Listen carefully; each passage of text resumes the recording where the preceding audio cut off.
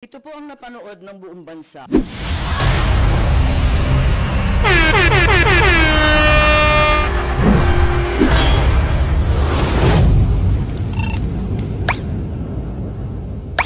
At ang tanging tanong, bakit natin isinuko ang isang kapwang Pilipino? Kung ang iyong kapatid ay inuusig, ipapasa mo ba sa kamay ng iba? Kung ang iyong ama o di kaya ang iyong lolo pa, matanda na at may sakit, kinakaladkad palabas ng inyong tahanan, manonood ka ba na parang wala lang? Ganito ang nangyari ngayon. Isinuko natin si Rodrigo Roa Duterte sa dayuhan na para bang wala siyang sariling bayan, na para bang hindi na natin kayang humusga sa sarili nating tahanan.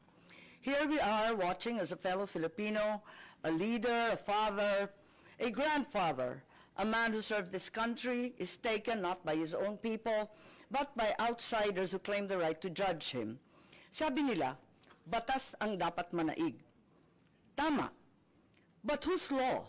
Ours or theirs? Since when did the Philippines become a province of The Hague? Kung kaya nilo itong gawin sa isang dating pangulo, sino na lang ang susunod? If they can march into our house and take one of our own, what stops them from doing it again and again? To you, to me, to any of us. What protection can we guarantee our OFWs eking out a living overseas? This is bigger than Duterte. This is about our dignity as Filipinos.